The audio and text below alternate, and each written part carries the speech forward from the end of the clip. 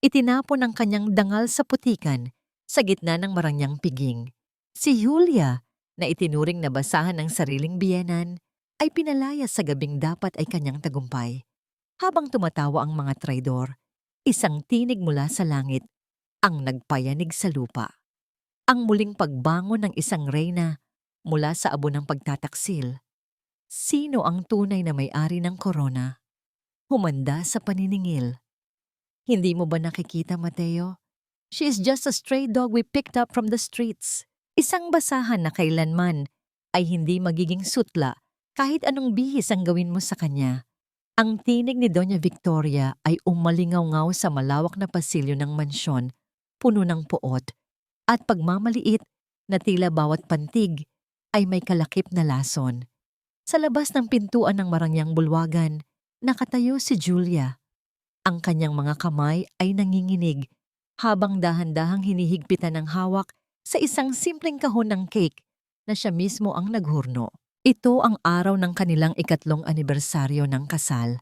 Isang araw na inakala niyang puno ng pag-ibig, ngunit tila naging entablado ng kanyang sariling pagbitay. Sa loob ng 3 taon, tiniis ni Julia ang lahat. Ang bawat mapanuring tingin, ang bawat pasaring tungkol sa kanyang pagiging ulila at mahirap, at ang bawat utos na tila ba siya ay isang aliping walang bayad sa sarili niyang tahanan. Ipinagpalit niya ang kanyang sariling dangal para sa pagmamahal niya kay Mateo. Sa paniniwalang sapat na ang kanyang sakripisyo upang tanggapin siya ng pamilyang ito. Ma'am, please, huwag niyo namang pagsalitaan ng ganyan si Julia sa harap ng mga bisita. Ang tinig ni Mateo ay narinig niyang sumagot, ngunit walang bakas ng paninindigan. Ito ay isang bulong ng pagsuway na agad ding nilamon ng katahimikan. Bakit, Mateo? Totoo naman, di ba? You married her out of pity. Look at her. Wala siyang maibigay sa iyo kundi kahihiyan. While we are struggling to save the company, she's just there, being a useless mouth to feed. Nakakahiya siya. Ang mga salitang iyon ay tila mga kuko na kumakalmot sa kalooban ni Julia. Hindi alam ni Doña Victoria na ang kumpanyang ipinagmamalaki nito ay nananatiling nakatayo dahil sa mga lihim na paglilipat ng pondo na ginagawa ni Julia mula sa kanyang sariling mana na matagal na niyang itinatago upang protektahan ang dangal ni Mateo. Para kay Julia, ang pag-ibig ay hindi pagyayabang, kundi isang tahimik na pag-aalay. Dahan-dahang itinulak ni Julia ang pinto. Ang liwanag mula sa malalaking chandelier ay tila sumugat sa kanyang mga mata. Lahat ng mata ng mga prominenteng bisita ay nakatuon sa kanya, sa kanyang simpleng bestido na binili niya, sa isang ukay-ukay para lamang makatipid ng pera para sa panggamot ng biyenan noong nakaraang buwan. Happy anniversary, Mateo! Ang mahinang sambit ni Julia. Ang kanyang boses ay tila isang marupok na sinulid na malapit ng maputol. Inilapag niya ang cake sa mesa, ngunit bago pa man ito tuluyang lumapat, isang mabilis na paghawi ng kamay ni Doña Victoria ang nagpabagsak dito sa sahig. Ang puting icing ay kumalat sa mamahaling carpet, tila isang maduming mantsa sa gitna ng perpektong karangyaan. Walang salitang lumabas sa bibig ni Julia, ngunit ang kanyang mga balikat ay nagsimulang manginig. Ang kanyang paningin ay lumabo dahil sa nagbabadyang mga luha na pilit niyang pinipigilan. Ang bawat tibok ng kanyang puso ay tila isang mabigat na pasanin na nagpapahina sa kanyang buong pagkatao. Anong basura ito, Julia? How dare you bring this cheap trash into my party? Ininsulto mo ba kami? Ang sigaw ni Doña Victoria ay kasing talas ng isang patalim. Biglang kinuha ng matandang babae ang kanyang sariling kwintas na perlas at mabilis na isiningit ito sa bulsa ng apron ni Julia na hindi napapansin ng lahat. Security! Ang kwintas ko! Nawawala ang kwintas ko! Ang boses ng matanda ay napuno ng pekeng sindak. Bago pa man makapagsalita si Julia, mabilis na hinalughog ng biyenan ang kanyang bulsa at inilabas ang kwintas sa harap ng lahat. Ang bulungan ng mga bisita ay tila mga bubuyog na naghahatid ng kahihiyan. Ang bawat tingin ay puno ng pandidiri. Si Julia ay nanigas sa kanyang kinatatayuan, ang kanyang mukha ay nawalan ng kulay. Tumingin siya kay Mateo, nagmamakaawa na makita ang kahit isang kislap ng tiwala sa mga mata nito. Mateo, hindi ko gagawin yan. Alam mong hindi ko magagawa yan. Ang pabulong na pagsusumamo ni Julia. Ngunit si Mateo ay umiwas ng tingin. Ang kanyang mga kamao ay nakakuyom sa gilid. Ngunit ang kanyang bibig ay nanatiling tikom. Please, Julia, wag mo na kaming ipahiya ng higit pa rito. Umalis ka na. Just leave. Ang mga salitang yon ni Mateo ay ang huling dagok na tuluyang nagpaguho sa mundo ni Julia. Mas masakit pa ito kaysa sa anumang sampal. Ang taong pinag-alayan niya ng lahat ay ang taong unang bumitaw sa kanya sa gitna ng kawalan. Ang mga gwardiya ay mabilis na humawak sa kanyang mga braso. Kinaladkad siya palabas ng mansyon habang ang mga tawa at panunuyan ng mga tao ay unti-unting naglalaho sa likod ng malalaking pintuan na isinarado sa kanyang mukha. Sa labas, ang kalangitan ay tila nakikiramay sa kanyang pait. Ang malakas na pagbuhos ng ulan ay agad na bumasa sa kanyang manipis na bestido. Ang bawat patak ng tubig na tumatama sa kanyang balat ay tila mga karayom na nagpapaalala sa kanya ng kanyang kahabag-habag na kalagayan. Ang malamig na simoy ng hangin ay pumasok hanggang sa kanyang mga buto, ngunit wala nang mas lalamig pa sa kanyang pusong tila naging yelo na sa sakit. Nakatayo si Julia sa gitna ng madilim na kalsada, basang-basa, mag-isa, at walang kahit isang sentimo sa kanyang bulsa. Tumingala siya sa madilim na langit, habang ang ulan ay humahalo sa kanyang mga luha na hindi na niya mapigilan. Ang kanyang lalamunan ay nanunuyo sa hindi masabing pait. Sa gitna ng bawat hagulgol na kanyang pinipigilan, isang tanong ang paulit-ulit na umuukil-kil sa kanyang isipan. Isang katanungang tila walang kasagutan sa gabing ito ng pagtataksil. Hanggang kailan kailangang magdusa ng isang pusong wala namang ibang ginawa kundi ang magmahal ng tapat? Ang bawat hakbang ni Julia sa maputik na kalsada ay tila paghila sa isang mabigat na kadenang walang katapusan. Ang marangyang liwanag ng mansyon sa kanyang likuran ay unti-unti nang nilalamon ng kadiliman at ng malakas na buhos ng ulan, hanggang sa ang anino na lamang nito ang natira sa kanyang paningin. Ang tubig na dumadaloy mula sa kanyang buhok patungo sa kanyang muka ay humahalo sa alat ng kanyang mga luha. Ngunit hindi na niya maramdaman ang pagkakaiba.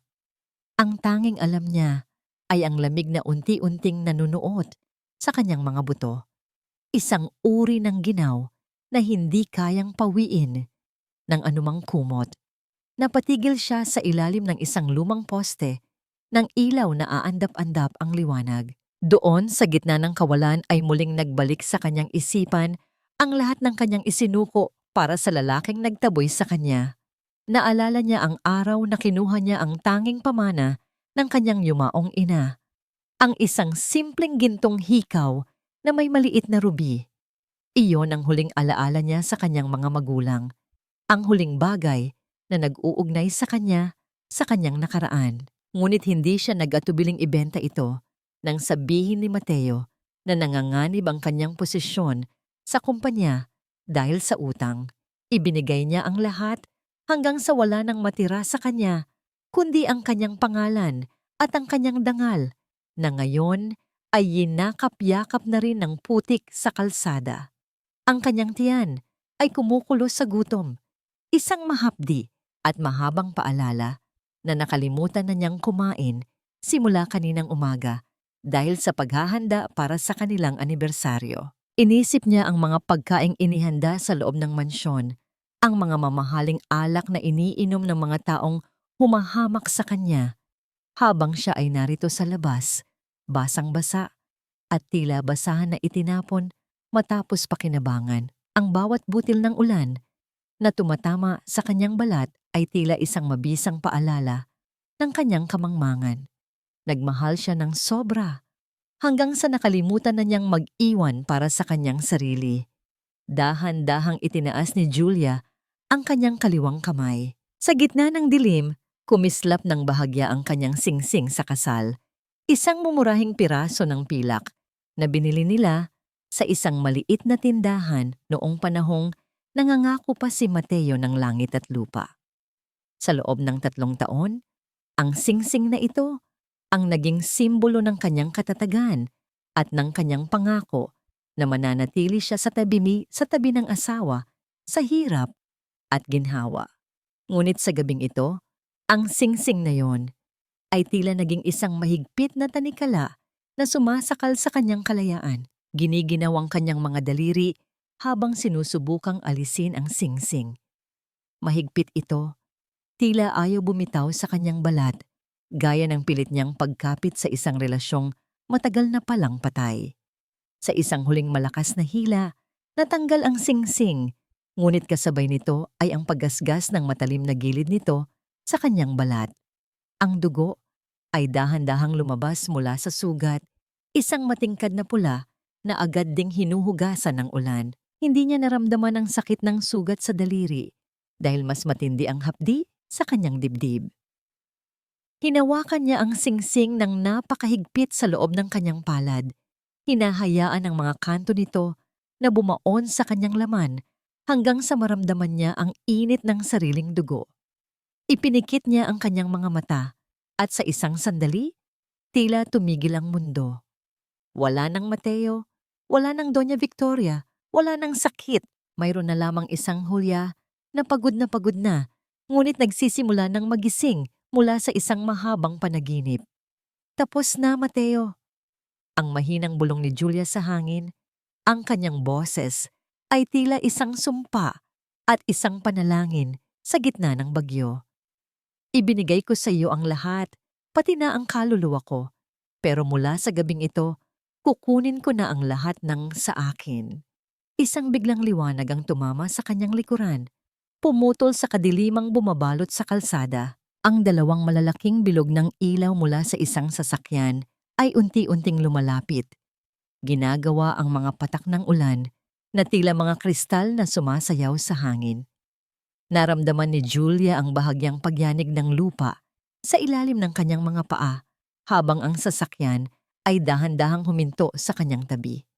Hindi siya gumalaw, hindi siya tumakbo, nanatili siyang nakatayo ng tuwid. Ang kanyang duguang kamay ay nakakuyom pa rin sa singsing na simbolo ng kanyang lumang buhay. Ang pinto ng mamahaling sasakyan ay dahan-dahang bumukas, naglalabas ng isang anino na tila nagmula sa isang nakaraang matagal na niyang ibinaon sa limot. Sa gitna ng masukal na dilim at walang humpay na pagbagsak ng ulan, ang paghinto ng sasakyan ay lumikha ng isang mahabang guhit sa basa at madulas na aspalto. Ngunit walang anumang tunog ng pagkiskis ang namayani sa pandinig ni Julia. Ang tanging naririnig niya ay ang sarili niyang mabilis na paghinga at ang bawat mabigat na patak ng tubig na tumatama sa kanyang balat. Dahan-dahang bumukas ang pinto ng sasakyan, naglalabas ng isang mainit na liwanag na kaiba sa malamig at malupit na paligid. Isang lalaki ang lumabas. May hawak na malaking itim na payong at ang bawat hakbang nito ay puno ng awtoridad at pag-aalala. Nang tumama ang liwanag ng headlight sa mukha ng lalaki, tila huminto ang tibok ng puso ni Julia. Ang pamilyar na mga mata, ang matikas na tindig, at ang amoy ng mamahaling pabango na humalo sa amoy ng basang lupa. Lahat ng ito ay nagpabalik sa kanya sa isang buhay na matagal na niyang kinalimutan. Julia? Ang boses ng lalaki ay gumaralgal, puno ng hindi maipaliwanag na pait at galit. Ang payong na hawak nito ay bahagyang nanghiwalay sa direksyon ng lalaki upang masigurong hindi na mababasa ang kapatid. Kuya Cesar. Ang tanging lumabas sa mga labi ni Julia bago tuluyang manghina ang kanyang mga tuhod. Hindi na niya naramdaman ang pagtama ng kanyang katawan sa malamig na semento dahil mabilis siyang sinalo ng matitigas na braso ng kanyang kapatid. Diyos ko, Julia, anong ginawa nila sa'yo? Ang yakap ni Cesar ay mahigpit, Tila sinusubukang buuin ang bawat piraso ng pagkatao ni Julia na dinurog ng pamilya ni Mateo. Sa loob ng 3 taon, nagtiis si Julia na hindi makipag-ugnayan sa kanyang pamilya upang patunayan na kaya niyang mabuhay sa sarili niyang mga paa, upang patunayan na ang pag-ibig niya kay Mateo ay totoo at hindi nakabase sa kayamanan. Ngunit ang bawat latay ng ulan sa kanyang likuran ay saksi sa pagkatalo ng kanyang paniniwala. Dahan-dahang binuhat ni Caesar ang kanyang kapatid at isinakay sa loob ng sasakyan. Ang loob nito ay balot ng malambot na katad at amoy ng karangyaan, isang mundong sadyang tinalikuran ni Julia, ngunit ngayon ay muling yumayakap sa kanya sa oras ng kanyang pinakamatinding pangangailangan. Kumuha si Caesar ng isang makapal na kumot na lana at ibinalot ito sa nanginginig na katawan ng kapatid. "I told you, Julia. I told you they don't deserve you," ang sabi ni Caesar, habang ang kanyang mga mata ay nagniningas sa galit. "Wait until I get my hands on that Mateo. Pababagsakin ko ang buong kumpanya nila sa loob lang ng isang gabi. I will make sure they rot in the streets." Humilig si Julia sa balikat ng kanyang kapatid. Ang kanyang mga mata ay nanatiling nakapikit habang dinarama ang init na matagal nang nawala sa kanyang buhay. Sa kabila ng pagod at sakit, isang kakaibang kapayapaan ang unti-unting nananalaytay sa kanyang mga ugat.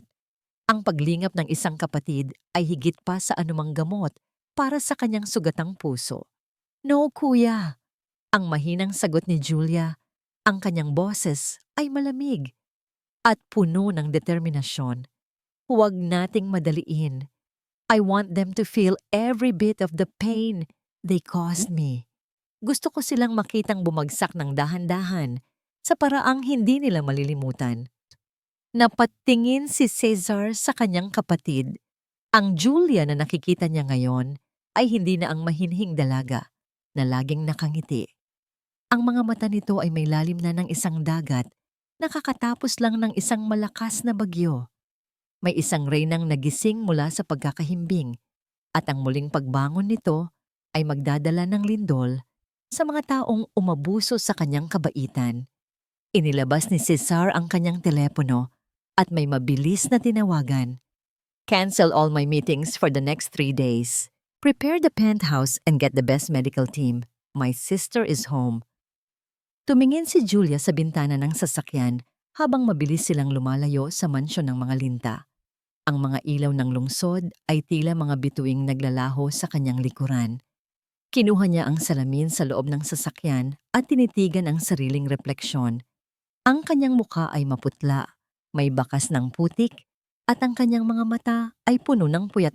Ngunit sa likod ng lahat ng iyon, nakita niya ang isang liwanag na kailanman ay hindi kayang patayin ng pamilya ni Mateo. "Ayusin natin ang hitsura ko, kuya," ang wika ni Julia, habang hinahawakan ang dulo ng kanyang basang buhok. "I want my life back, and this time I will rule it with a crown of fire." Ang bawat sulok ng mansyon ng pamilya ni Mateo ay muling binalot ng maningning na liwanag, tila ba walang nangyaring trahedya noong nakaraang gabi. Ang amoy ng mamahaling pabango at sariwang bulaklak ay muling humahalimuyak sa hangin. Nilulunod ang anumang bakas ng amoy ng basang lupa at pait na iniwan ni Julia. Sa gitna ng bulwagan, si Doña Victoria ay nakatayo ng buong kiyas. Ang kanyang malakas na pagtawa ay nagpapayanig sa kanyang mga balingkinitang balikat habang nakikipag-usap sa kanyang mga piling panauhin. "Finally, the air in this house is clean again," ang wika ni Doña Victoria habang ang kanyang mga mata ay nagniningning sa galit at kagalakan. Ang dumi na nagmantsa sa ating pangalan ay wala na. Ngayon, maaari na nating harapin ang bukas nang walang anumang mabigat na pasanin. Sa tabi niya ay nakatayo si Sofia, isang babaeng balot ng sutla at nagniningning na mga hiyas. Ang bawat galaw ni Sofia ay tila pinag-aralan. Ang kanyang mga ngiti ay matamis, ngunit hindi umaabot sa kanyang mapanuring mga mata. Inipakilala siya ni Victoria bilang anak ng isang mayamang pamilya mula sa Espanya, ang perpektong kapareha na matagal na niyang pinapangarap para sa kanyang anak. Ngunit sa likod ng mga mamahaling hiyas ni Sofia ay nagtatago ang isang katotohanang kasing dumi ng putik. Siya ay isang manlilinlang na ang tanging layunin ay sipsipin ang natitirang yaman ng pamilya ni Mateo. Tita, don't worry. I'm here now to help Mateo. Ang malambing na sabi ni Sofia habang marahang hinahawakan ang braso ni Victoria. Ang mga gaya ni Julia ay hindi dapat binibigyan ng puwang sa ganitong klase ng lipunan. She was just a mistake. A very cheap mistake. Habang nagdiriwang ang mga kababaihan, si Mateo ay nakaupo sa isang madilim na sulok ng library, may hawak na baso ng alak. Ang kanyang mga mata ay nakatuon sa isang bakanteng upuan sa tapat niya. Ang upuan kung saan madalas maupo si Julia habang tahimik na nagbabasa o naghihintay sa kanya. Isang kakaibang bigat ang nararamdaman niya sa kanyang dibdib. Isang uri ng panunumbat na pilit niyang nilulunod sa alak. Naalala niya ang mukha ni Julia habang kinalaladkad ito palabas. Ang mga mata nito na puno ng pagkabigo. Ang mga labi na hindi man lang nagmura sa kabila ng lahat. Mateo, why are you sulking here? Ang tinig ng kanyang ina ay bumasag sa kanyang pagmumuni-muni. Pumasok si Victoria, kasama si Sofia. Ang kanilang mga yabag ay lumilikha ng isang marangyang tunog sa sahig na gawa sa nara. Look at Sophia. She brought you a gift, a symbol of our new beginning. Hayaan mo na ang nakaraan. Isipin mo ang kumpanya. Isipin mo ang ating posisyon. Tumingin si Mateo kay Sofia, pilit nang ngumingiti, ngunit ang kanyang puso ay tila isang tuyong dahon na madaling mabuhay. I'm just tired, Mom. Maraming problema sa opisina. That's why we need this celebration. Ang bulyaw ni Victoria habang itinataas ang kanyang kristal na baso.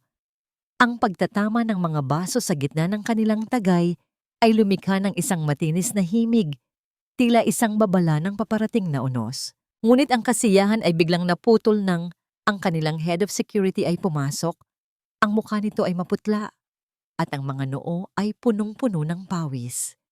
May dala itong isang itim na sobre na may selyo ng isang kilalang law firm. Ma'am, sir, may dumating pong sulat mula sa ating main investor. Ang nanginginig na wika ng lalaki. Mabilis na kinuha ni Mateo ang sulat at binasa ito. Ang bawat salita sa papel ay tila isang sampal na nagpabagsak sa kanyang huling pag-asa. Ang secret investor na nagligtas sa kanila mula sa bangkarote sa loob ng 2 taon ay formal nang naghain ng pagbawi sa lahat ng kanilang pondo. Hindi lamang iyon, hinihingi rin ng investor ang agarang pagbabayad ng lahat ng utang ng kumpanya sa loob ng 48 oras. Anong ibig sasabihin nito? Ang hysterical na sigaw ni Victoria habang inaagaw ang sulat. Hindi ito maaari. Sino ba ang investor na ito? Bakit niya tayo ginaganito? Sa gitna ng kanilang pagkakagulo, isang alaala ang biglang pumasok sa isip ni Mateo. Isang gabi, kung saan nakita niya si Julia na may kausap sa telepono sa kalagitnaan ng gabi. Ang boses nito ay seryoso at puno ng awtoridad, malayo sa mahinhing boses na nakasanayan niya. Ngunit agad din niyang iwinaksi ang kaisipang iyon. Imposible. Si Julia ay isang ulila lamang, isang babaeng walang kahit na ano. Habang ang gabi ay lumalalim, ang kaba sa dibdib ni Mateo ay lalong tumitindi. Sa labas ng mansyon, ang hangin ay muling umiihip ng malakas, tila nagbabadya ng isang katotohanang mas malupit kaysa sa ulan. Isang tanong ang nanatiling nakasabit sa hangin, isang lihim na dahan-dahang nagpapakita ng kanyang bagsik. Sino nga ba ang tunay na may hawak ng kanilang kapalaran? At hanggang saan aabot ang paniningil ng isang pusong kanilang winasak? Ang bawat segundo sa loob ng opisina ni Mateo ay tila isang patak ng asido na unti-unting kumakain sa kanyang pagkatao.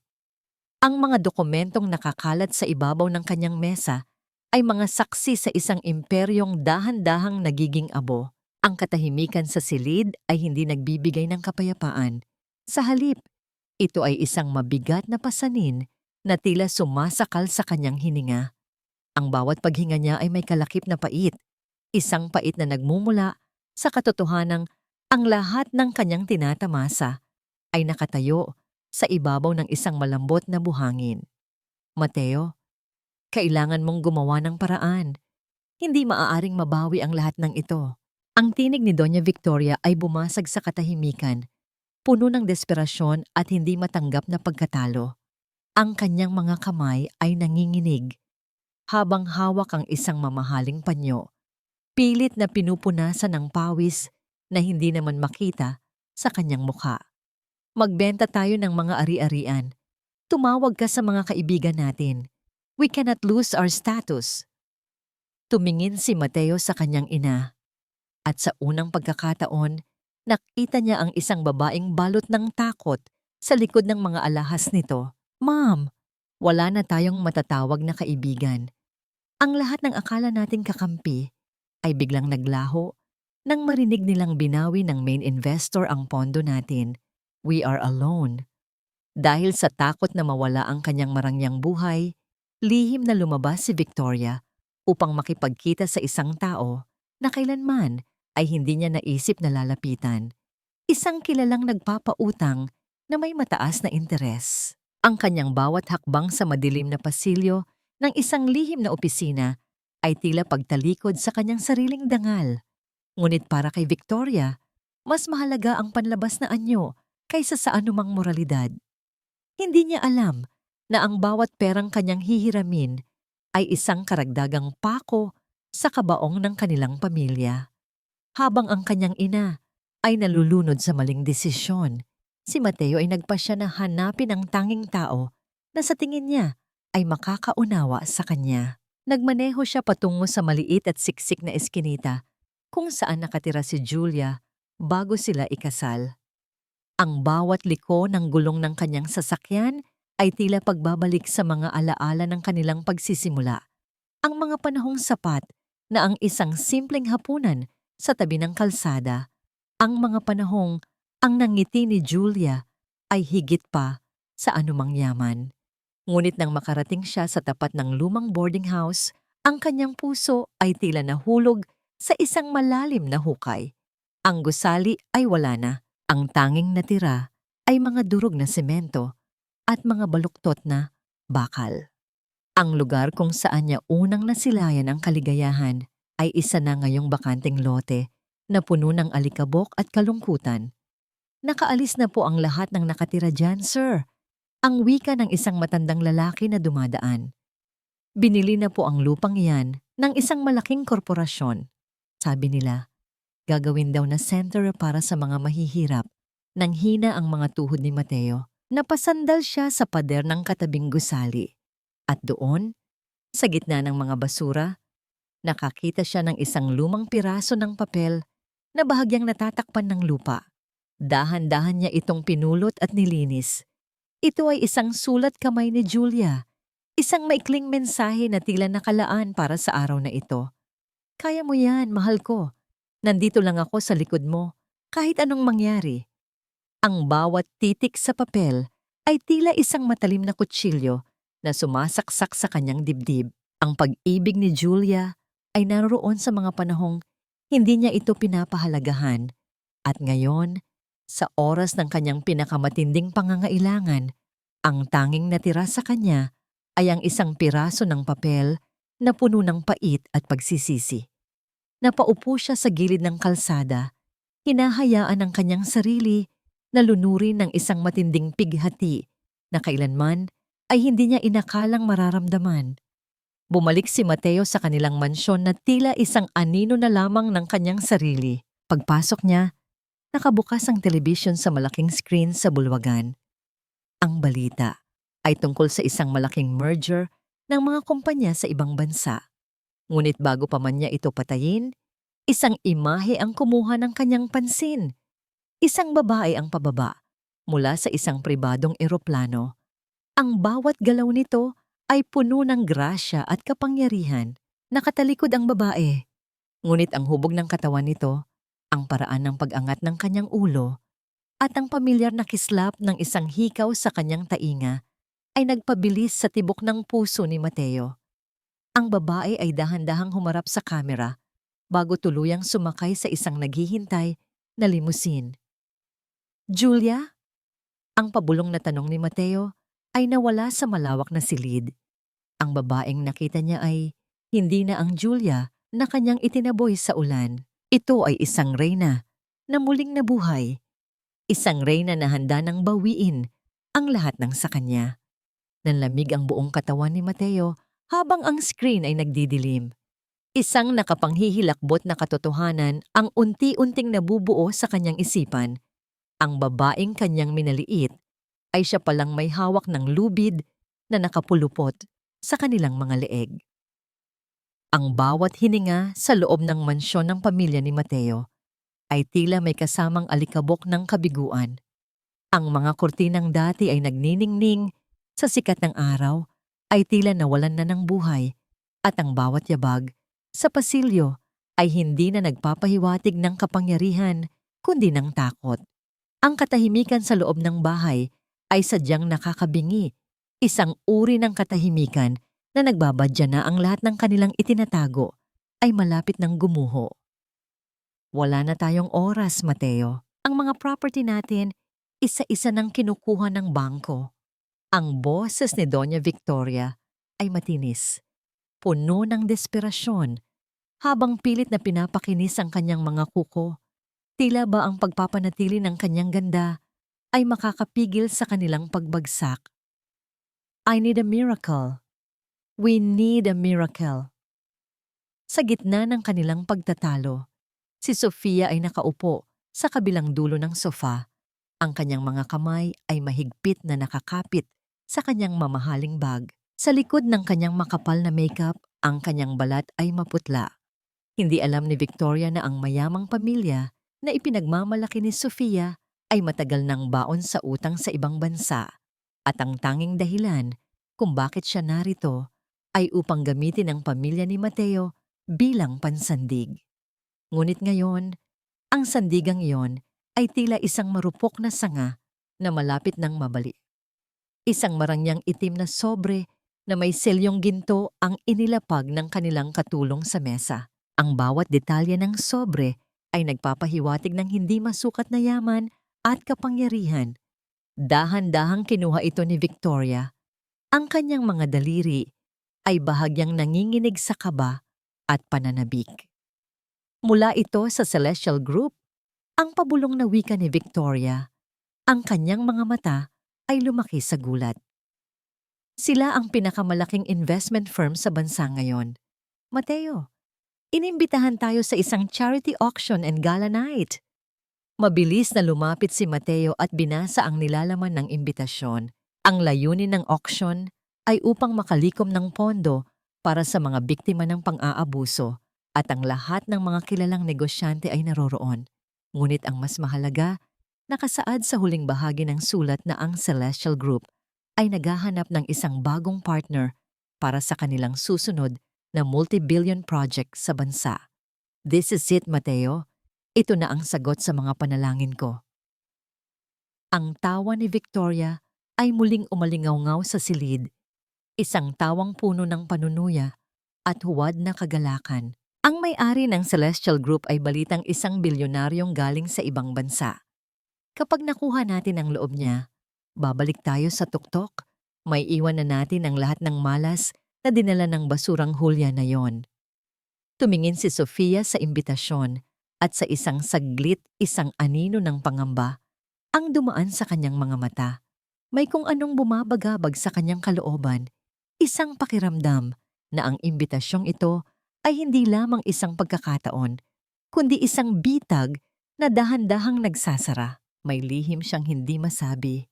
Ang Celestial Group ang siyang kumpanyang humahabol sa mga ari-arian ng kanyang pamilya sa Espanya.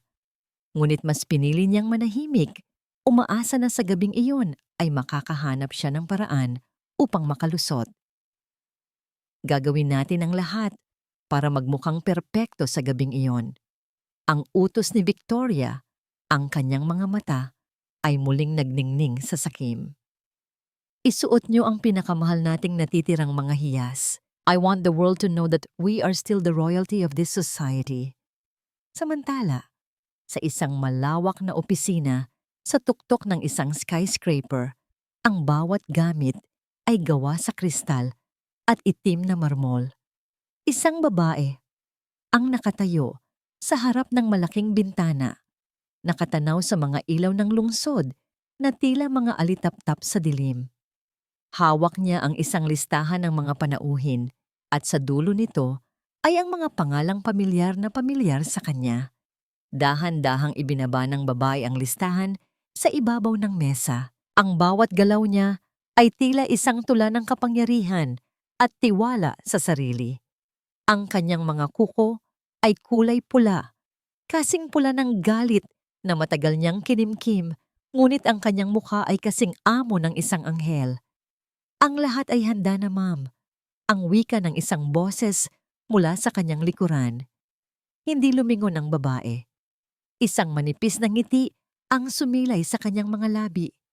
Isang nangiting hindi nagdadala ng init, kundi ng isang nakakapanghilakbot na ginaw.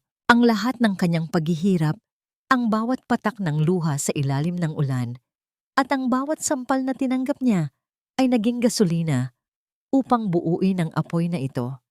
Siguraduhin ninyong walang makakaligtas. Ang mahinang tugon ng babae, ang kanyang boses, ay tila isang bulong ng hangin bago ang isang malakas na bagyo. Gusto kong makita ang mga mukha nila kapag napagtanto nilang ang kamay na dati nilang tinatapakan ay siya na ngayong humahawak sa kanilang leeg. Bumalik ang eksena sa mansyon, kung saan si Victoria ay nakatayo sa harap ng salamin. Itinataas ang isang baso ng champagne habang tinitignan ang sarili. Ang kanyang tawa ay puno ng maling akala. Tila ba hawak na niya ang buong mundo. Maghanda ka, Mateo. Maghanda ka, Sofia. Ang wika ni Victoria habang nagniningning ang kanyang mga mata sa kislap ng mga hiyas. Heto na ang pagkakataon nating maging bilyonaryo muli. Walang makakapigil sa atin. Ngunit sa labas, ang buwan ay natatakpan ng makakapal na ulap at ang hanging umiihip ay may dalang babala na ang bawat hakbang nila patungo sa gala ay isang hakbang patungo sa kanilang sariling kapahamakan. Sa loob ng isang marangyang silid na nababalot ng amoy ng mamahaling pabango at sariwang rosas, nakatayo ang isang babae sa harap ng isang dambuhalang salamin na may gintong baybay. Ang bawat hibla ng asul na sutla ng kanyang gown ay tila yumayakap sa kanyang katawan, bumubuo ng mga alon na kasing lalim ng karagatan. Tinitigan ni Julia ang sarili niyang refleksyon. Ang kanyang balat, na dati ay maputla at puno ng bakas ng pagod, ay nagniningning na ngayon sa ilalim ng malalambot na ilaw ng penthouse. Ang bawat haplos niya sa kanyang muka ay tila isang pagtatangkang kilalanin ang babaeng nasa harap niya. Isang babaeng malayo na, sa basang-basang Julia na itinaboy sa ulan. Dahan-dahang itinaas ni Julia ang kanyang kamay at hinawakan ang kanyang mga tainga. Nakasuot doon ang isang pares ng dambuhalang hikaw na gawa sa pinakamalinis na brilyante. Ang kislap nito ay tila mga bituing nagnanakaw ng atensyon mula sa paligid. Ang kislap na ito ay isang mabisang paalala ng kanyang tunay na pinagmulan. Sa loob ng 3 taon, itinago niya ang ningning na ito sa ilalim ng simpleng apron at maruming basahan. Lahat para sa isang pag-ibig na akala niya ay sapat na upang punan ang kanyang pagkatao. Ngunit sa harap ng salamin, ang bawat kislap ng hiyas ay tila bumubulong ng katotohanan. Hindi siya kailanman naging basura. Siya ay palaging ginto, sadyang binalot lamang ng makapal na alikabok ng kanyang sariling sakripisyo. Are you ready, Julia? Ang tinig ni Cesar ay bumasag sa katahimikan ng silid. Nakatayo ang kanyang kapatid sa may pintuan. Suot ang isang itim na taksido na lalong nagpadagdag sa kanyang makapangyarihang tindig. Ang kanyang mga mata ay puno ng paghanga at pagmamalaki habang tinitignan ang kanyang kapatid. Humarap si Julia sa kanya. Ang bawat galaw niya ay puno ng grasya na tila isang tula ng pagbangon. I've been ready since the moment the gates of that mansion closed on me, kuya. I'm not just going there to show off. I'm going there to claim what is mine. Lumapit si Cesar at marang hinawakan ang mga balikat ng kapatid. Remember, you are a De Vega. Ang pangalan natin ay hindi kailanman nayurakan ng kahit na sino nang hindi nagbabayad ng mahal. Today, the world will see the real president of Celestial Group. And Mateo, he will realize that the woman he threw away is the only person who could have saved him. Hindi ko na kailangan ng kaligtasan niya, kuya. Ang malamig na tugon ni Julia. Isang matamis ngunit mapanganib na ngiti ang sumilay sa kanyang mga labi. Gusto ko lang makita ang mukha ni Doña Victoria kapag nalaman niyang ang stray dog na tinatawag niya ay ang siya palang may-ari ng lupang tinatayuan niya. Isang stylist ang lumapit upang ayusin ang huling hibla ng kanyang buhok, ngunit itinaas ni Julia ang kanyang kamay upang pigilan ito. Siya na mismo ang kumuha ng isang pulang lipstick at dahan-dahang pinahira ng kanyang mga labi. Ang kulay ay matingkad, kasing pula ng dugong dumanak sa kanyang puso noong gabing iyon. Ngunit ngayon ay simbolo na ng kanyang panibagong lakas. Ang bawat haplos ng kulay sa kanyang labi ay tila pagpipinta ng isang bagong tadhana. Lumabas sila ng penthouse at tinungo ang naghihintay na sasakyan sa ibaba. Ang bawat hakbang ni Julia sa malamig na marmol ng labi ay lumilikha ng isang marangal na presensya. Tila ang hangin sa paligid ay kusang gumagawa ng paraan upang bigyan siya ng puwang. Walang anumang ingay ng sapatos ang maririnig, kundi ang marubdob na pakiramdam ng isang paparating na bagyo. Nang bumukas ang pinto ng sasakyan, pumasok si Julia nang hindi man lang lumingon sa likod. Ang kanyang mga mata ay nakatutok lamang sa hinaharap, sa gabing babago sa lahat. Nang makarating sila sa harap ng marangyang hotel kung saan gaganapin ang gala, ang bawat flash ng kamera ay tila isang pagsalubong sa isang reyna. Ang bawat mata ng mga reporters at security ay nakatuon sa itim na limousine na huminto sa harap ng pulang carpet.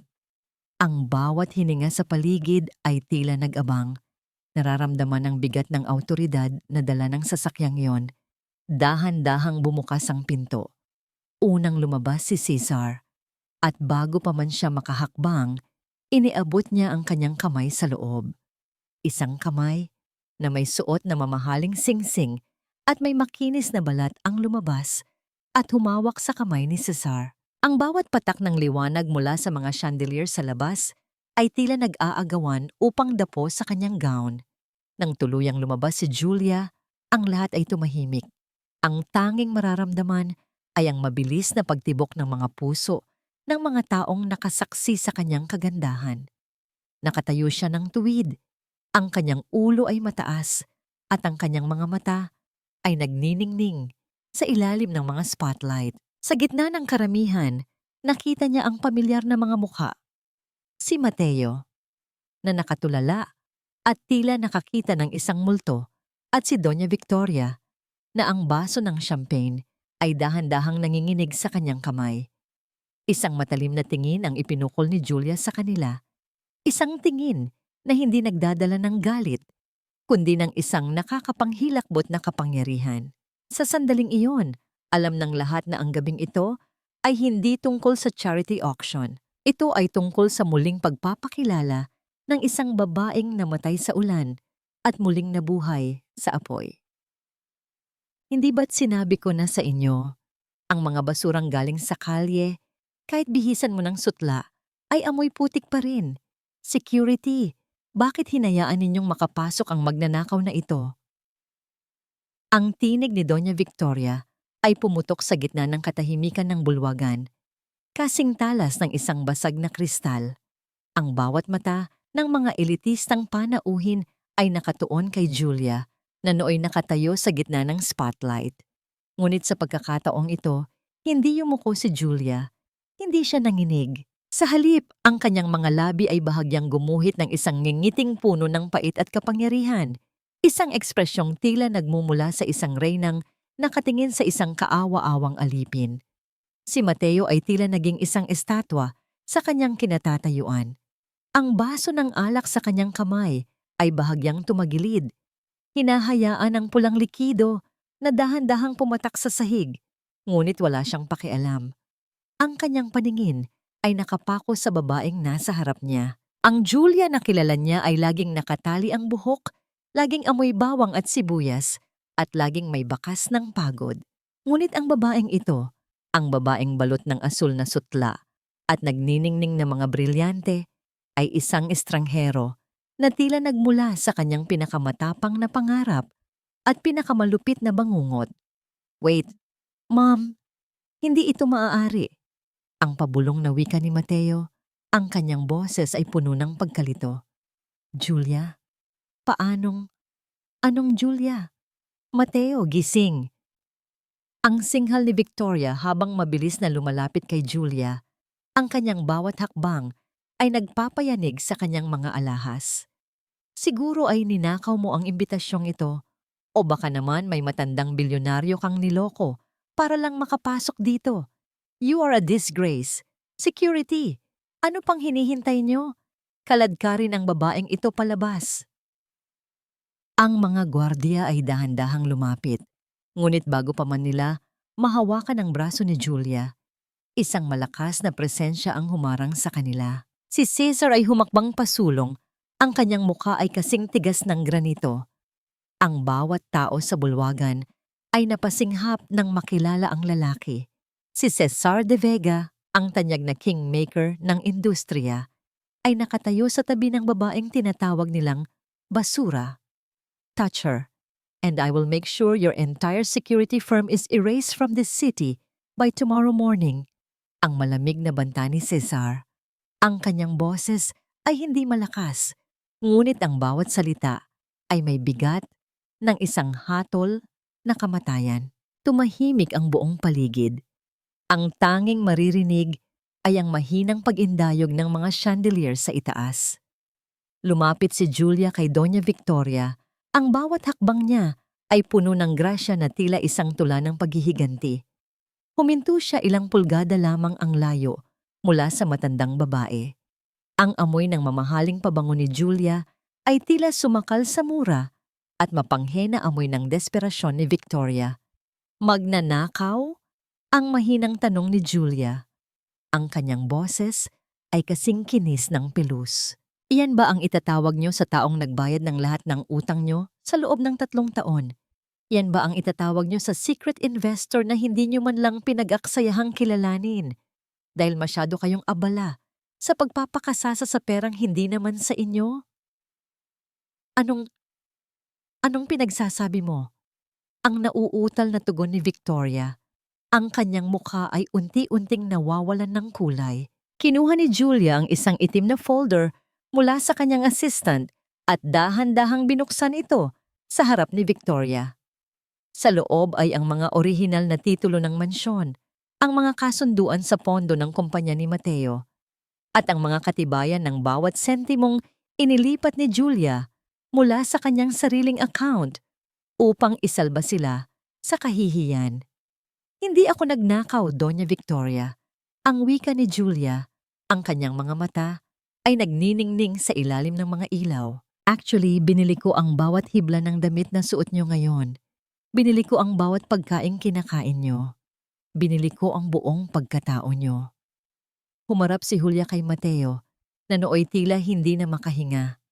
Ang sakit at pagsisisi sa mga mata ng lalaki ay sapat na sanang magpalambot sa puso ni Julia noon.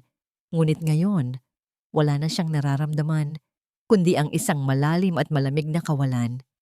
Mateo, naalala mo ba noong sinabi mo sa akin na huwag ko na kayong ipahiya? Ang tanong ni Julia. Ngayong gabi, hindi ako ang nagpapahiya sa inyo. Ang sarili ninyong kasakiman ang gumagawa niyan. Tumayo ang Master of Ceremonies sa entablado. Ang kanyang tinig ay umalingaw-ngaw sa buong ballroom. Ladies and gentlemen, may we have a moment of silence as we introduce the new president and chairperson of the Celestial Group, the woman who now holds 70% of the total shares in this industry. Miss Julia de Vega. Ang bulong-bulungan ng mga tao ay tila isang malakas na hangin na humampas sa mukha ni Victoria. Napasandal ang matandang babae sa isang haligi. Ang kanyang mga kamay ay nanginginig at ang kanyang mga tuhod ay tila naging jelly. Si Sofia, na kanina pa nakatago sa likod, ay dahan-dahang umaatras. Ang kanyang mga mata ay puno ng takot dahil alam niyang tapos na ang kanyang laro. Inakyat ni Julia ang entablado. Ang kanyang bawat hakbang ay tila pag-akyat sa trono na matagal nang inilaan para sa kanya. Huminto siya sa gitna. Tiningnan ang lahat ng mga taong dati ay humahamak sa kanya at pagkatapos ay ibinaling ang kanyang tingin sa pamilya ni Mateo. Ngayong gabi, ang Celestial Group ay formal nang kinukuha ang pamamahala sa kumpanya ng mga pamilya ninyo. Ang deklara ni Julia sa harap ng mikropono. Dahil sa kabiguan ninyong bayaran ang inyong mga utang sa loob ng itinakdang oras, ang bawat ari-arian ninyo, kasama ang mansyong tinitirhan nyo, ay pagmamay-ari na namin simula sa sandaling ito. Ang katahimikan sa loob ng ballroom ay mas masakit pa kaysa sa anumang sigaw. Si Mateo ay napaluhod sa gitna ng pulang alpombra. Ang kanyang mukha ay nakabaon sa kanyang mga kamay, habang ang kanyang mga balikat ay nanginginig sa tahimik na pagtangis. Nakita ni Julia ang lahat ng iyon, ngunit hindi siya lumuha. Sa halip, huminga siya ng malalim, dinarama ang kalayaang matagal niyang ipinagkait sa sarili. Ang katotohanan ay parang ulan. Ang huling wika ni Julia bago bumaba ng entablado. Maari mong subukang magtago, pero sa huli, lahat tayo ay mababasa nito. At ngayong gabi, ang ulan ay dumating na para sa inyo. Habang naglalakad palabas si Julia, kasama si Cesar, ang bawat flash ng kamera ay tila mga kidlat na nagpapasinaya sa kanyang tagumpay. Iniwan niya ang ballroom na puno ng pighati ng mga taong nagtaksil sa kanya. Dala ang isang damdamin na mas matamis kaysa sa paghihiganti, ang pagbabalik ng kanyang sariling dangal.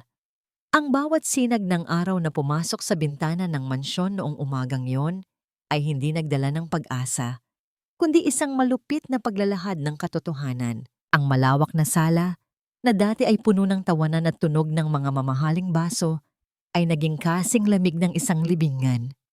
Ang mga kasangkapan ay nababalot ng isang uri ng katahimikan na tila naghihintay na lamang sa huling hatol. Sa loob ng kanyang silid, si Doña Victoria ay nagising sa isang malakas na pagpihit ng pintuan. Ang tunog ng mga yabag ng sapatos sa sahig na kahoy ay mabilis at walang pasubali. Inasahan niyang si Sofia ang papasok upang dalhan siya ng tsaa at aliwin siya sa kahihiyang dinanas kagabi. Ngunit ang bumadya sa kanyang paningin ay ang kanyang sariling vault na nakabukas at wala ng laman.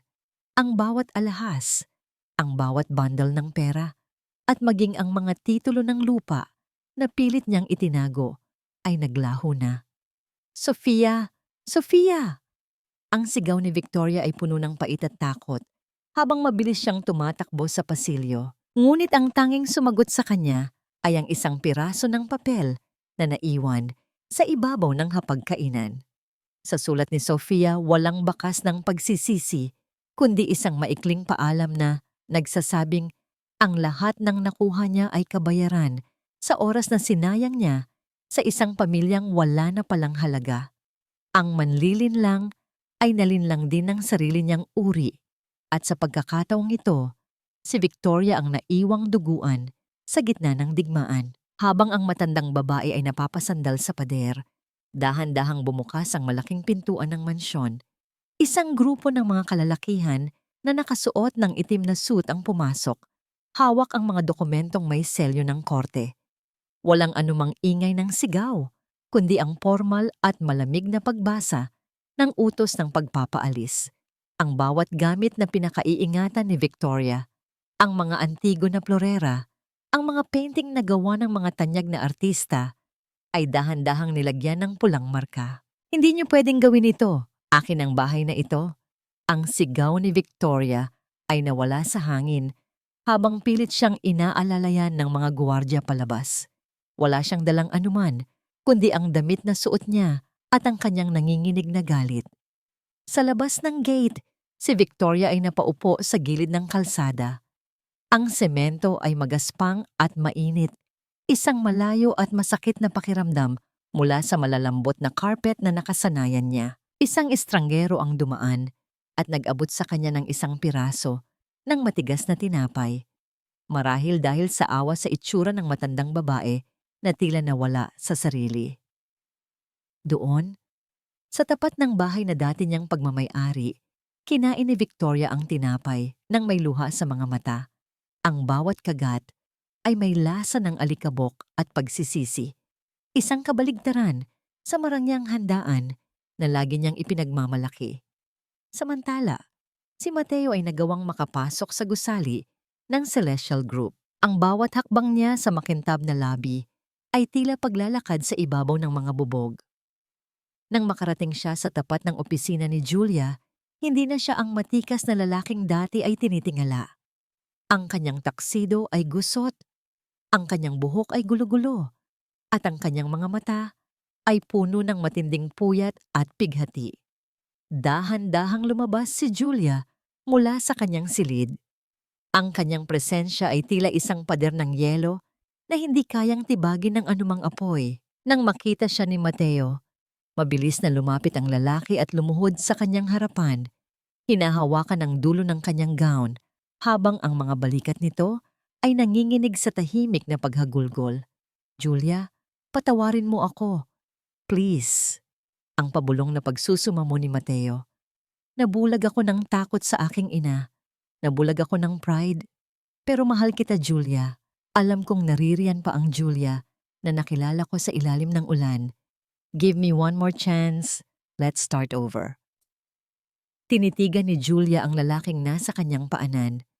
Wala siyang naramdamang galit. Wala ring naramdamang katuwaan.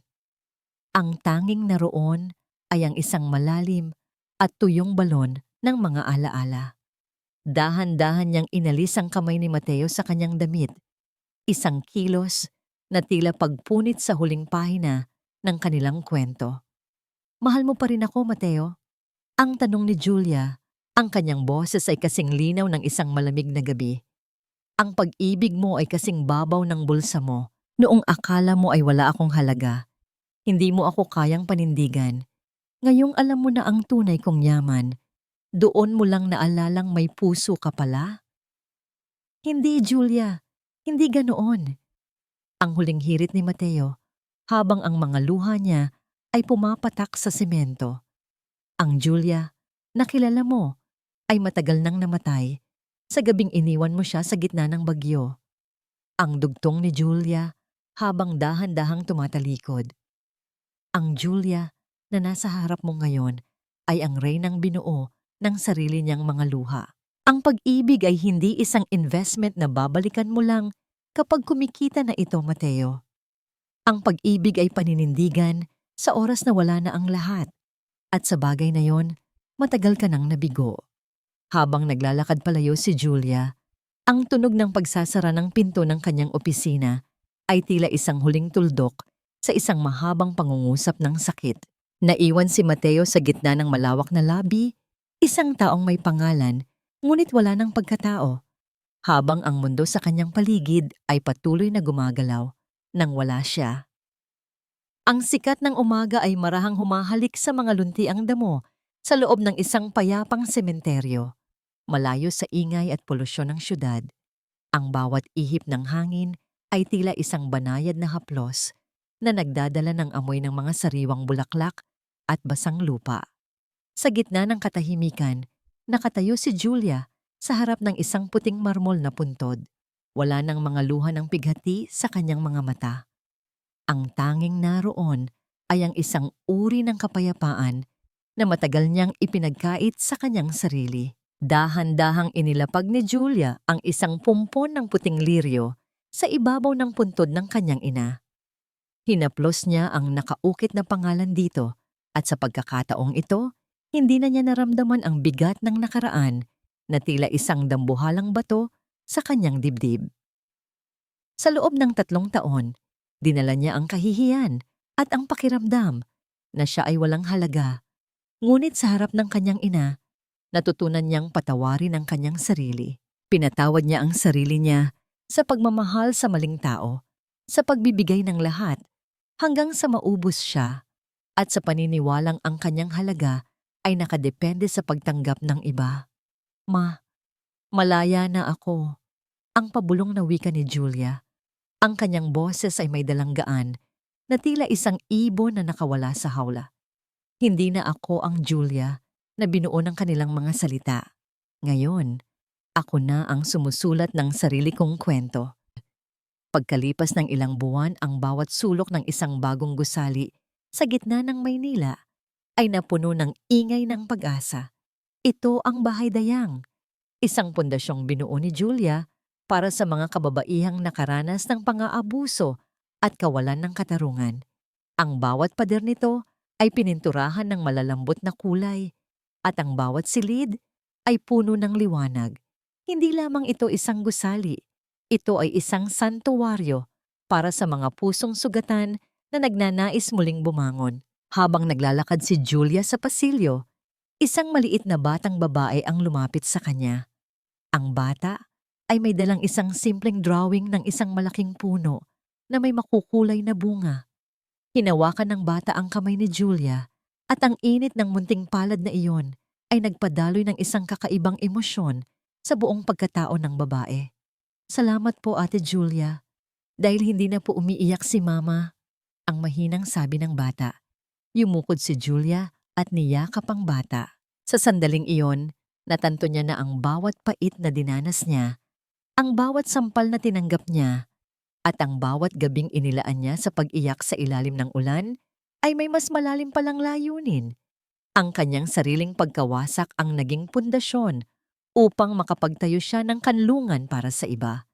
Ang sugat sa kanyang puso ay hindi na lamang isang tanda ng sakit, kundi isang bituin na nagbibigay ng liwanag sa dilim ng ibang tao. Ang paghilom ay hindi nangangahulugang mawawala ang peklat, kundi ang pagtanggap na ang peklat na yon ay bahagi ng iyong kagandahan at lakas.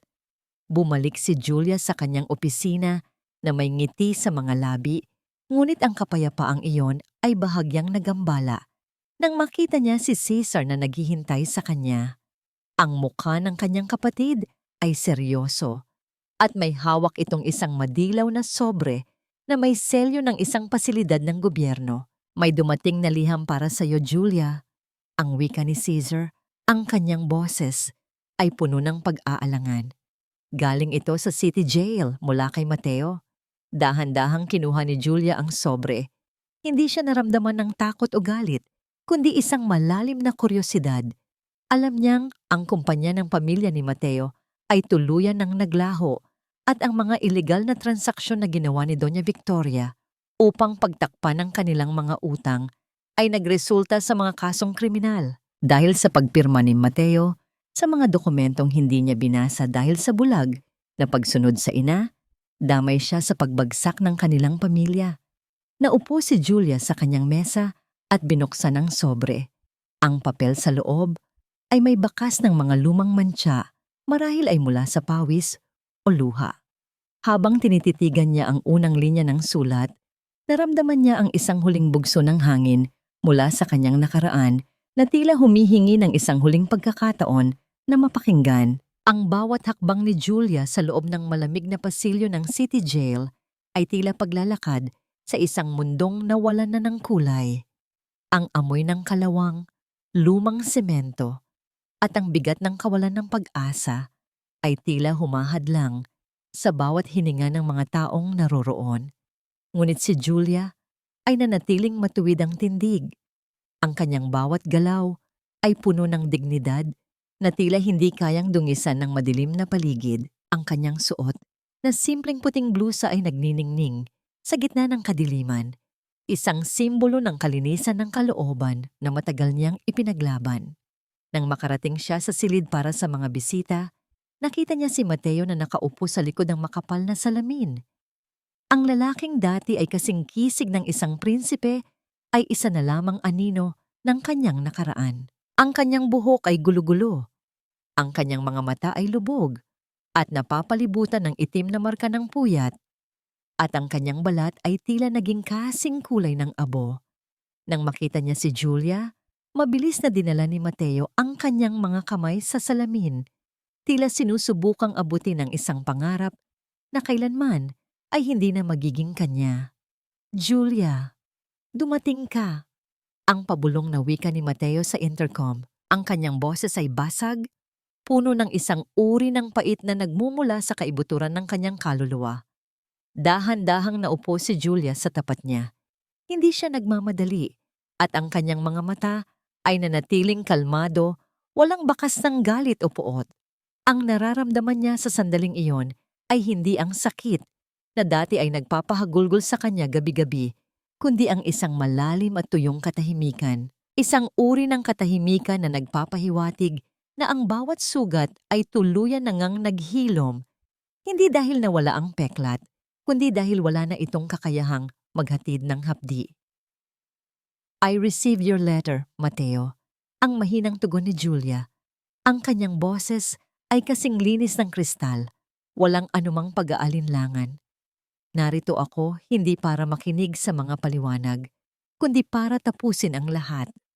Julia, patawarin mo ako. Araw-araw, gabi-gabi. Wala akong ibang iniisip kundi ang pagkakamaling nagawa ko. I lost everything, Julia. My house, my company, my mother's pride. Pero ang pinakamasakit ay ang mawala ka. Ang wika ni Mateo habang ang mga luha ay nagsisimulang dumaloy sa kanyang mga pisngi. Ang kanyang bawat hikbi ay walang tunog, ngunit ang panginginig ng kanyang mga balikat ay sapat na upang ipakita ang kanyang pagkadurog. Inilabas ni Julia ang isang puting sobre mula sa kanyang bag at dahan-dahang inilapag ito sa maliit na puwang sa ilalim ng salamin. Sa loob nito ay ang mga papeles ng leon na mayroon ng pirma ni Julia. Isang pirma na malinaw, matapang, at walang bahid ng pag-aalinlangan. Narito ang kalayaang matagal nating kailangan, Mateo. Ang sabi ni Julia, pinatunayan mo sa akin na ang pag-ibig ay hindi nasusukat sa mga salita, kundi sa lakas ng paninindigan noong kailangan kita. Pinili mong manahimik. Ngayong kailangan mo ako, pinipili kong maging malaya. Hindi kita kinamumuhian dahil ang galit ay nangangailangan pa rin ng emosyon. Ang nararamdaman ko ngayon ay ang kawalan ng anuman. Kinuha ni Mateo ang mga papel nang nanginginig ang mga kamay. Ang bawat pahina ay tila tumitimbang ng 1 tonelada. Napatingin siya sa huling pahina kung saan naroon ang pangalan ni Julia. Sa tabi nito, dahan-dahang inilapag ni Julia ang isang bagay na nagpakislap sa ilalim ng malamig na ilaw ng silid. Ang kanyang lumang singsing sa kasal na pilak. Ang singsing na puno ng dugo at putik. Noong gabing itinaboy siya sa ulan. Itago mo yan. Ang huling wika ni Julia habang dahan-dahang tumatayo. Bilang paalala na minsan ay may isang babaeng nagmahal sa iyo ng higit pa sa kanyang sarili at ang babaeng yon ay wala na. Julia! Huwag mo akong iwan! Julia! Ang sigaw ni Mateo ay nanatili sa likod ng makapal na salamin. Tila isang hiyaw ng isang taong nalulunod sa gitna ng malawak na karagatan. Ngunit hindi lumingon si Julia. Naglakad siya palabas ng pasilidad at sa bawat hakbang niya, naramdaman niya ang paggaan ng kanyang buong pagkatao. Nang makarating siya sa malawak na gate, ang sikat ng hapon ay tumama sa kanyang mukha. Nagbibigay ng isang mainit na yakap na tila nagsasabing tapos na ang lahat. Tumingala si Julia sa asul na langit. Huminga ng malalim. At sa unang pagkakataon, sa loob ng maraming taon, naramdaman niya ang tunay na kahulugan ng kaligayahan. Ang bawat alon ng nakaraan ay tuluyan ng humupa. At sa harap niya ay isang malawak at payapang dalampasigan ng kanyang bagong buhay. Ang pinto ng kanyang nakaraan ay tuluyan ng nagsara. At sa likod nito ay iniwan niya ang lahat ng sakit, luha, at ang isang lalaking naging bahagi ng kanyang paglaki, ngunit hindi na bahagi ng kanyang hinaharap. Sa wakas, ang pabulong na wika ni Julia sa hangin, ang kanyang mga labi ay gumuhit ng isang matamis at payapang na ngiti. malaya na ako. Ang ginto ng papalubog na araw ay dahan-dahang humahalik sa bawat talulot ng mga puting rosas sa hardin, na tila ba ang bawat sinag ay isang basbas ng kapayapaan.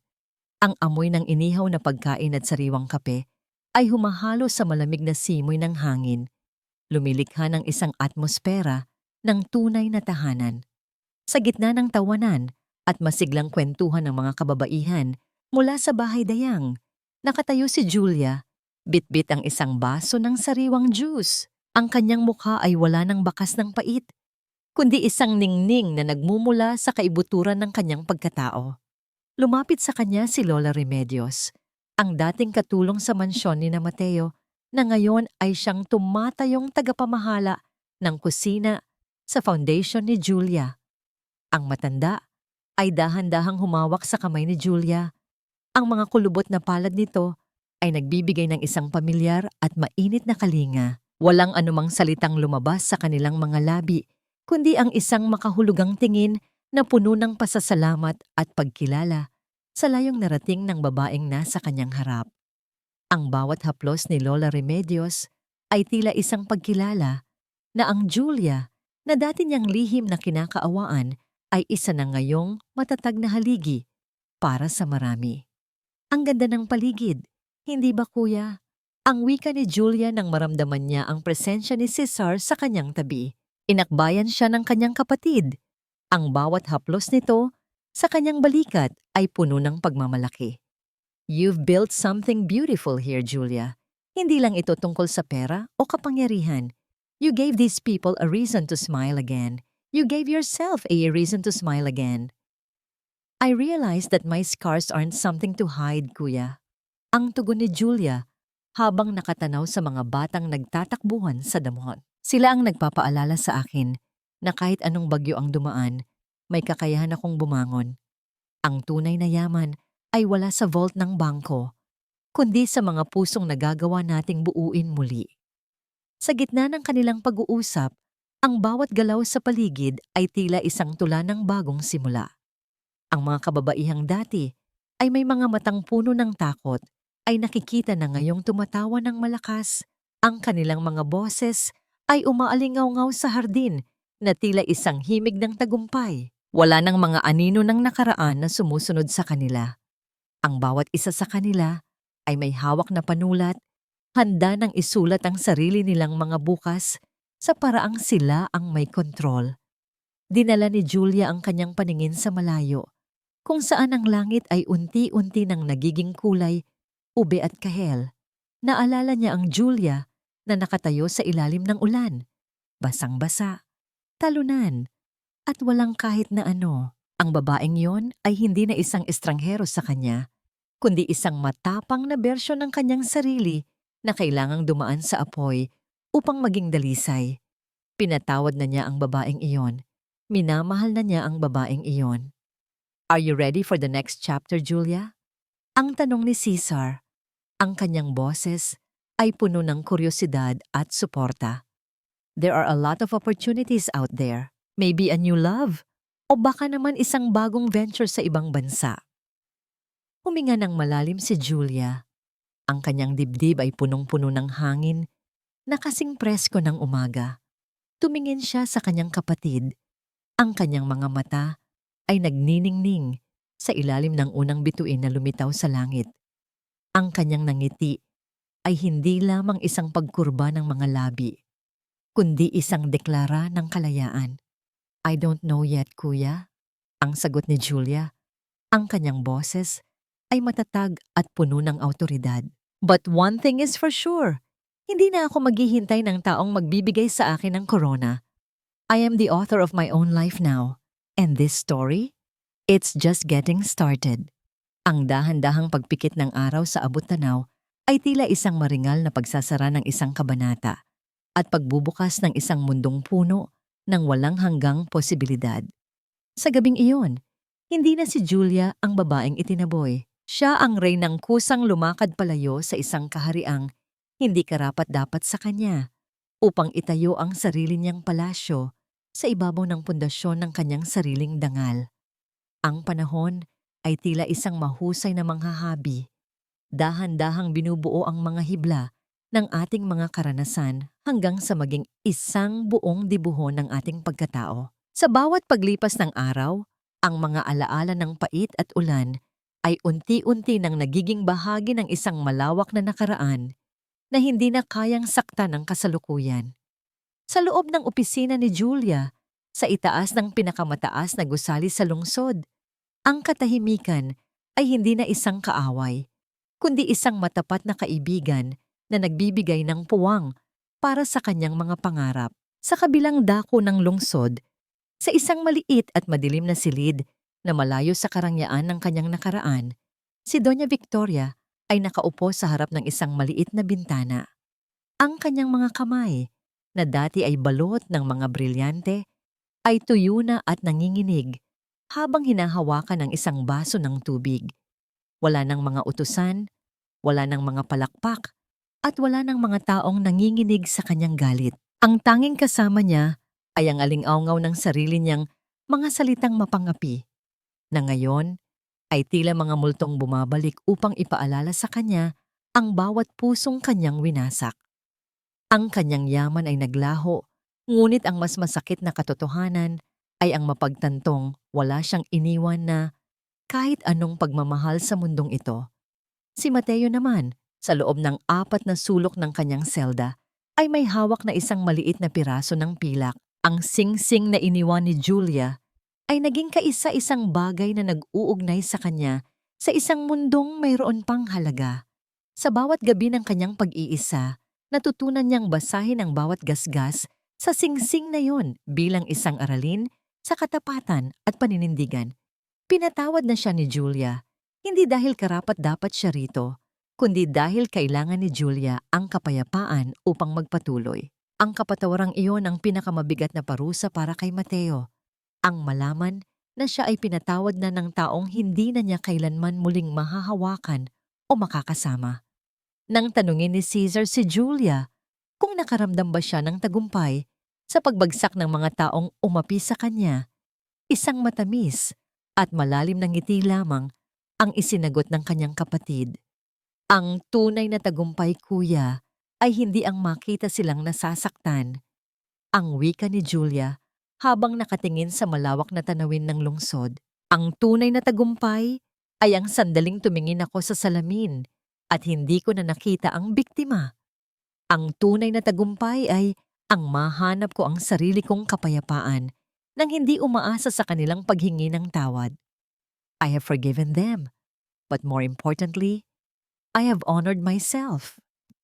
Ang bawat babaeng pumapasok sa bahay-dayang ay nakakakita ng isang plaka sa pintuan na may nakasulat na mga salitang naging sandigan ni Julia. Ang iyong halaga ay hindi nasusukat sa ningning ng ginto, kundi sa tapang na tumayo muli matapos ang bawat pagkabagsak.